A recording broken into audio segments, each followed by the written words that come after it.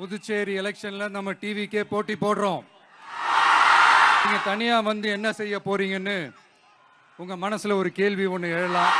நாம அப்படிதாங்க, சும்மா தில்லா கெத்தா கட்ஸா களத்துல மக்களோட மக்களா நிக்கிற மாதிரி ஆளுங்களை தான் நான் செலக்ட் பண்ணியிருக்கிறேன். அவங்க எல்லாரையும் வெற்றி பெற செய்யணும்னு உங்க எல்லாரையும் தாழ்மையுடன் கேட்டுக்கொள்கிறேன்.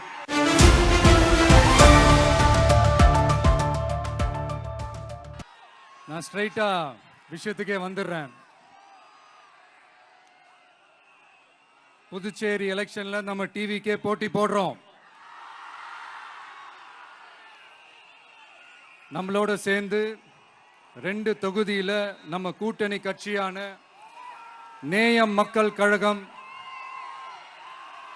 உருளையன்பேட்டை மற்றும் தட்டாஞ்சாவடின்னு 2 தொகுதியில் நிக்கிறாங்க. நம்ம கட்சி வேட்பாளர்களை பத்தி உங்களுக்கு நல்லாவே தெரியும். களத்துல மக்களோட மக்களா நிக்கிற மாதிரி ஆளுங்களை தான் நான் செலக்ட் பண்ணியிருக்கிறேன். நம்மளுடைய அக்கா, நம்மளுடைய தங்கை, நம்ம அண்ணா தம்பின்னு நம்மளுடைய வேட்பாளர்கள், புதுச்சேரி வேட்பாளர்கள் எல்லாரையும் செலக்ட் பண்ணி உங்க முன்னாடி நான் அறிவிச்சிட்டேன், உங்க முன்னாடி நான் ஒப்படைச்சிட்டேன். அவங்க எல்லாரையும் வெற்றி பெற செய்யணும்னு உங்க எல்லாரையும் தாழ்மையுடன் கேட்டுக்கொள்கிறேன்.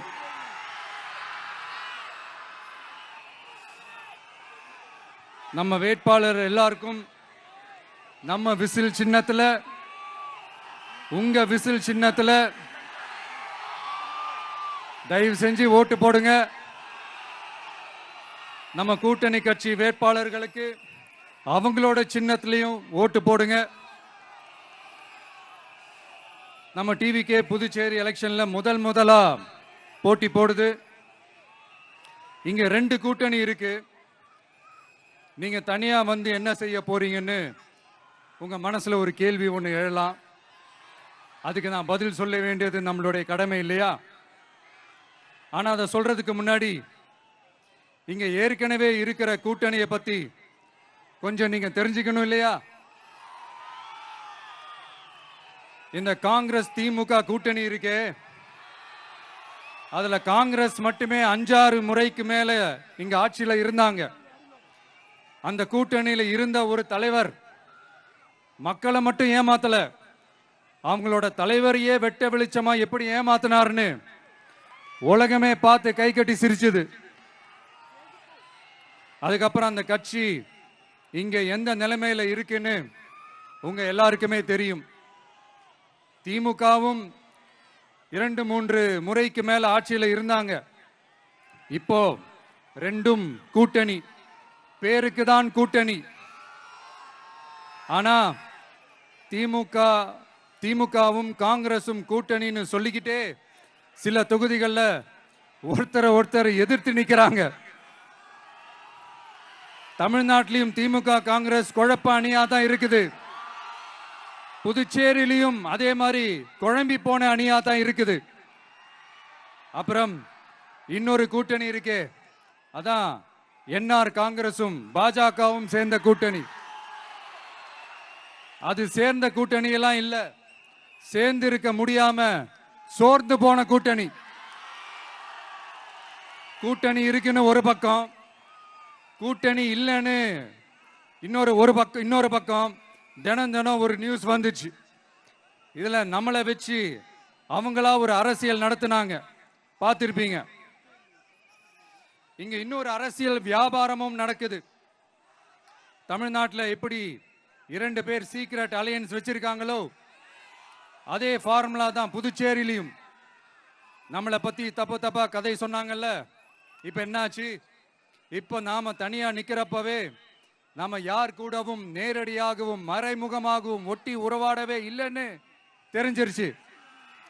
நாம அப்படிதாங்க, சும்மா தில்லா கெத்தா கட்ஸா மக்களை நம்பி வா பார்த்துக்கலான்ற கேட்டகரி தான். நாம நம்ம மக்கள் பக்கம் நிக்கிறோம், நம்ம மக்கள் நம்ம பக்கம் நிக்கிறாங்க. அப்படி இல்லாம யாரு எப்போ யார் முதுகுல குத்துவாங்கன்னு பயத்தோடவே சுத்துனா அந்த கூட்டணி ஒர்க் அவுட்டே ஆகாது, ஃபுல்லா வாஷ் அவுட் தான் ஆகும். இல்ல நான் தெரியாம தான் கேட்கிறேன். இந்த காங்கிரஸும் பாஜகன்னு 2 கூட்டணி இருக்கீங்கல்ல, 2 கூட்டணியில இருக்க கட்சிங்க ஒன்றியத்திலையும் ஆட்சியில இருந்தவங்க தானே, இப்பவும் இருக்கிறவங்க தானே. இந்த புதுச்சேரி மக்களோட மாநில அந்தஸ்து கோரிக்கை எத்தனை வருஷமா இருக்குது? அத காங்கிரஸ் கவர்மெண்ட்டும் கொண்டு வரல, பாஜக கவர்மெண்ட்டும் கொண்டு வரல. அமரர் சுஷ்மா சுவராஜ் அவங்க குழு ஒரு அறிக்கை கொடுத்தாங்க. அந்த அறிக்கையில புதுச்சேரிக்கு மாநில அந்தஸ்து கொடுக்கலாம்னு சொன்னாங்க. 20 வருஷத்துக்கு முன்னாடியே சொல்லியும் கூட இதுவரைக்கும் ஏங்க ஒரு கவர்மெண்ட் கூட கண்டுக்கவே இல்லை. இந்த ஒரு கேள்விக்கு இங்க இருக்கிற காங்கிரஸ் திமுக கூட்டணியோ இல்ல பாஜக கூட்டணியோ பதில் சொல்லுவாங்களா? நேரடியா கேட்கிறோம். மனசாட்சி இருந்தா, மக்கள் மேல அக்கறை இருந்தா இந்த கோரிக்கை ஏன் இவ்வளவு நாளா இழுக்கிறீங்க? இப்படி நாம கேட்டதும் இவங்க யார்கிட்டயும் ஒழுங்கான பதில் இல்லாததால என்ன சொல்லுவாங்க தெரியுமா?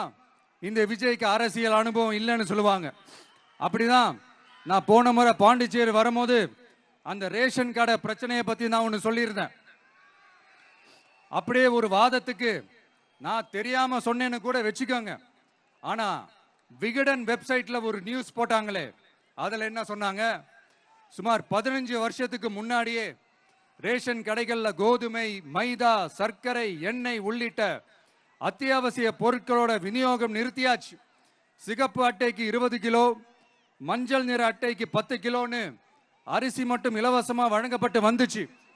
அதுவும் கடந்த 2016ஆம் ஆண்டு கவர்னராக இருந்த கிரண்பேடி அவர்கள் அரிசி கொள்முதல்ல மிகப்பெரிய முறைகேடு நடக்கிறதா சொல்லி அரிசிக்கு பதிலா பேங்க் அக்கவுண்ட்ல மக்களுக்கு பணம் போடுறதுக்கு உத்தரவு போட்டாங்க. ரேஷன் கடைன்னு ப்ராப்பரா இருந்த இடத்துக்கு வருஷ கணக்கா வாடகை தரல. அதனால அந்த பில்டிங் ஓனர்ஸ் கடையை பூட்டிட்டாங்க. அங்கங்க ஸ்கூல்ல வச்சுதான் அரிசி மட்டும் தர்றாங்க. அது கூட இப்பதான் கொஞ்ச காலமா தர்றாங்க. அதை விட இன்னொன்னும் சொல்லி இருந்தாங்க, ரேஷன் கடை ஊழியர்களுக்கு 5 வருஷமா சம்பளமும் தரலன்னு சொல்லி இருந்தாங்க. விஜய் தெரியாம சொன்னாருன்னு மினிஸ்டர்ஸ்ல இருந்து கவர்மெண்ட்ல இருக்கிறவங்க எல்லாரும் சொன்னாங்கல்ல.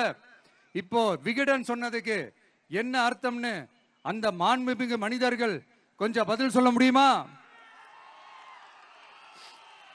எலெக்ஷன்ன்றது என்னங்க, எக்ஸாம் பேப்பரா? அதுல கேட்கிற கேள்விகளுக்கெல்லாம் பதில் எழுதுவதற்கு அந்த எக்ஸாம் கூட கஷ்டம் இல்லைங்க. ஆனா இங்க எலெக்ஷன்ன்றது மக்கள் சம்பந்தப்பட்டது. மக்கள் கேட்கிற கேள்விக்கு பதில் சொல்லத்தான் தில்லு வேணும். இங்க ஏற்கனவே அரசியல்ல இருக்கிறவங்கள மக்களுக்கு பதில் சொல்ல தெரியல. கூட்டணி அது இதுன்னு சொல்லி மக்களை ஏமாத்த தான் பாக்குறாங்க. அதனாலதான் மக்கள் சார்பா நாம வந்து கேட்டா உடனே கோவப்படுறாங்க. மக்களே, இந்த ஏமாத்து கூட்டணிகளுக்கும் பொருந்தா கூட்டணிகளுக்கும் ஓட்டை உடசலா இருக்கிற கூட்டணிகளுக்கும் ஓட்டு போட்டு தயவு செஞ்சு ஏமாந்துடாதீங்க.